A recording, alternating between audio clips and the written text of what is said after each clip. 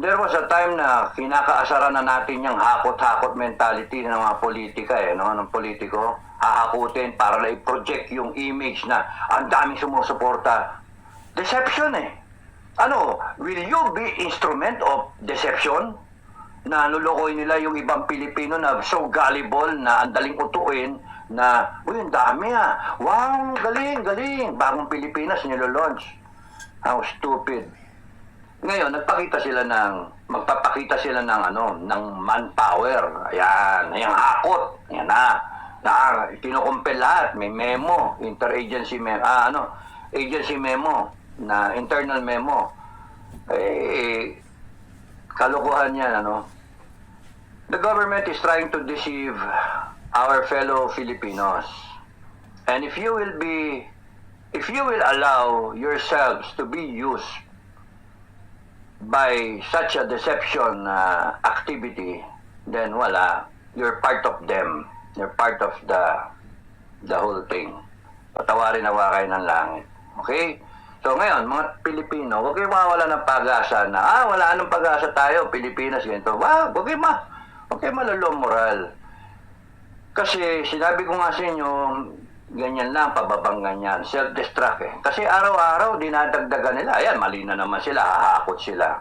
Yung mga tao na nagtatrabaho sa gobyerno, maasar lang sa kanila. Naasar na ang tao sa PCS, naasar ang tao dun sa mga tawag dito, sa mga nangyayari. Yung ICC, yung PI, mga napapa-PI na nga mga tao, tuloy-tuloy pa rin. So, pinapakita na si BBM natin control. In fact, would you believe na hindi niya alam lahat yan? Alam niya lahat yan. May bas-bas niya yan. Ano siya, hindi nakikinig sa balita, hindi siya nagse-cellphone, wala siyang time. Yung mga anak niya, sasabihin niya, yung asawa niya, sasabihin niya. Yung intelligence niya, sasabihin niya. Yung mga nakapaligid sa kanya, advisor, sasabihin niya sa kanya lahat na nangyayari. So, hindi ako naniniwalang hindi alam ng presidente. Ang tanong, kung alam yan ng presidente, bakit hindi siya sumasagot? Hindi niya tinutugunan yung mga problema. Hindi niya tinutugunan yung mga hinanaing ng tao. Bakit hindi niya sagot? Kaya lumalabas na talagang alam ng presidente. And kung titignan niyo yung kay Maharlika na niya kinukwento niya sa isang text message ni Ate Amy, lumalabas na talagang galit na si Amy. Ang problema niya parang yung kanina, di ba, Duterte o kaya Marcos. Tapos noon, isa pang level, kapatid niya, si Tamba versus si yung tao. Sarili niya, tao, di ba? So, nahirapan si Senator Ate na kung paano. Pero ngayon, medyo nagpapakita na siya na parang malinaw na yung kanyang tatahakin na landas. Pero ang tanong, is it too late? Or is it just in the nick of time? Tinaano na nga niya, parang tinatakwil na nga niya na kapatid niya. Hindi yan anak ng ama ko. Imagine. Parang ang dating ano ba si BBM? Magpa-DNA ka nga para malaman pa-DNA ka, hindi lang drug test. Pati DNA testing para ikaw ba talaga si magkadugo ba talaga kayo? Grabe naman. Ano ba yan nangyayari sa atin? Ang kwento, no? Okay, so wag kayo mawala ng pag-asa because in all of these things na nangyayari, all the more na nakikita natin dapat God is in control. God is in control. Nagmamasid lang siya nitingnan. Kaya niya pa yan, kaya niya pa yan. Wala yan. Di pa nga kayo pinapako sa krus di ba? Wala yan. Kasi pagka ako ang nagalit, yari kayong lahat na mga walang ya kayo. Yari kayong lahat. You will face the wrath of God. Sa ngayon, yan nyo. You can still manage up within yourselves, no? If you want change, Filipino people, you stand up and then you exercise your sovereign will. Vox populi, vox Dei. The will of the people is the will of God. Di ba? So, you exercise your will. Nakaganyan lang si Lord sa langit nanonood. Pero kung dumating sa punto na magpapatayan na, pinapatay ng taong bayan, because kunyari nakurap yung armed forces o yung PNP or merong force sila na talagang sinusuppress na kayo na ginaganyan na lahat, papasok na langit doon. Di ba? Sa ngayon, relax lang kayo. Kami, hindi pa kami kumikilos eh. Kaming mga mamamatay tao na mga retarded na, wala, nagtitimpi lang kami. Because we're waiting for the Filipino people. The armed forces and the PNP are just watching also, waiting for the Filipino people to exercise your sovereign will. As I will explain the next vlog, I have to run off away, susundo ako eh. So, ang kinakailangan, huwag kayo mawala ng pag-asa, continue believing in God, continue believing in yourselves na kaya ninyong tapusin itong problema natin peacefully. You stand up for your rights. You stand up for your sovereign. Ipakita niyo yung sovereign will ninyo. Ang farmer, nakakita niyo na yung farmer na gumagamit ng grass cutter. Tinda mo. Ganon, di ba? Very efficient. Ng control ng masasamang damo.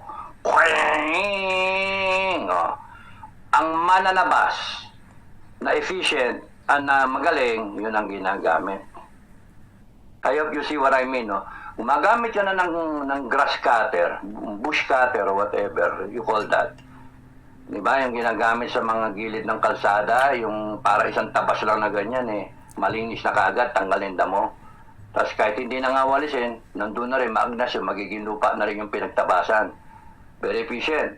Pagka binanata mo pa ng weed killer, wala nang tutubong damo. Yun ang kailangan ng Pilipinas. Grass cutter combination na weed killer. Now, sino man yun? Hintayin natin.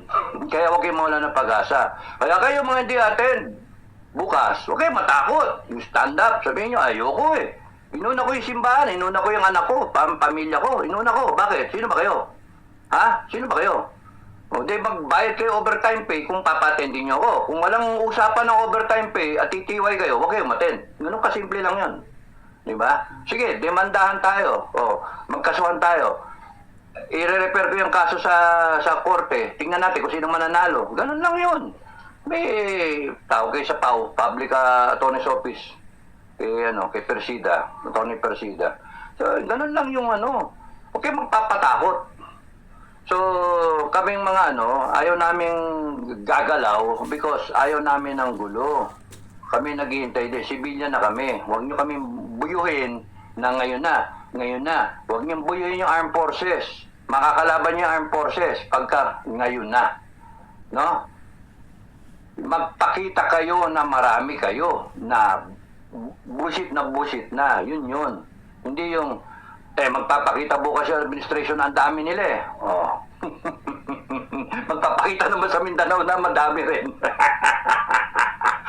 Ay, nako.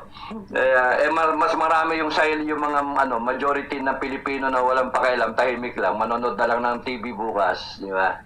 So, you see, yung predicament ng Pilipinas.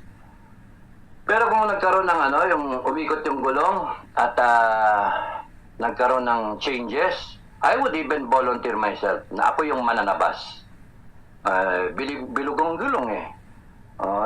Ako yung tatabas sa mga tarantado sa gobyerno. Ako yung tatabas sa mga walang yan na yan, mga korap na yan. Lahat. Weed killer pa. Ang daming volunteer eh. Batalyon na yung nagpa-volunteer eh. Sabi ko, peaceful muna tayo. Wala muna. Ayaw natin kalaban ng armed forces. Yung armed forces eh. Tsaka hayaan mo sila mga problema. Kasi time nila ngayon eh. Yung armed forces, sakit ng ulo ng dalawa eh. Browner tsaka si Acorde. Sakit ng ulo. You watch my next vlog. I'll try to explain the situation. Mag-analyze ako, what's happening where we are. And then, anong tingin ko? What will happen? I'll try to analyze it. Bigyan niya lang ako ng na... Sinulat ko na yun eh. Dapat 3 vlogs ago pa yun eh. Kaya lang na busy kami. Na busy ako doon sa aso eh, na nanganak nga eh, di ba? So yun, maraming salamat sa inyo. Yun lang ang message ko doon sa mga attend, yung balak kong attend bukas, mag-isipan ninyo maigi. Nakakatulong ba kayo sa Pilipinas o mas nakakasama kayo? Di ba? Kung ayaw ninyo, dahil sa linggo siya, panahon ng pamilya at ng simba, doon kayo sa pamilya nyo at sa simbahan. Huwag kayo magpapatakot dahil lang sa isang memo na alam nyo naman, illegal order. Mali naman. Ganun lang. Di ba? At kung marami kayo, di nila kaya kayong kasuhan. Kung kakasuhan kayo, maraming dudulugan. Because huwag kayong magpapatakot sa isang gobyernong tarantado. Ganun lang yon. Huwag kayong magpapatakot sa isang amo na gago na sunod-sunuran sip-sip. Kasi the way it works, yung command structure na yan, wala ito pag wala yung mga tauhan. Wala yung command pag wala yung mga tauhan. Because yung mga tauhan, united. The leader, whoever he is, from top to bottom, the leader, at whatever level you are, mga leader ng gobyerno, tandaan ninyo to, from the lowest mammal, from the supervisor, to the managers, to the high paluting mga secretaries, head of agencies, to the president. Lahat kayo, pati sa armed forces at saka sa PNP, from the lowest mammal to the highest mammal, the leader should know very well na wala kayo, wala yung rangko ninyo, wala lahat kayong yung posisyon ninyo pag wala yung mga tao ninyo. Kaya yung mga tao ninyo, ang alagaan ninyo, na huwag maasar sa inyo. Kasi pag kayang tao ninyo ang maasar sa inyo, good luck sa inyo. Ano lang, what kind of a president are you kung wala ka ng tao? Wala na yung Filipino people, hindi mo na hawak. What kind of a general are you kung wala na yung mga colonel mo, wala na yung mga major, wala na yung kapitan? Uy, wala si Captain Enrique. Wala na yung mga sarento, wala na yung tropa. Oh, what kind of a manager are you kung ayaw ng mga taong sumunod sa'yo? Kaya huwag yung one way. Two way yung relationship lagi. Top down, bottom up. Ha? Two way. Huwag kayong abusado sa inyong mga title at sa mga posisyon ninyo. Because dadating yung araw, mawawala lahat yung tao ninyong hawak. At kayo, pipitigin lang kayo ng tao. So hanggang doon lang ako. Maraming salamat. Happy Sunday. Magdasal na lang kayo. God bless the Philippines. Bye-bye.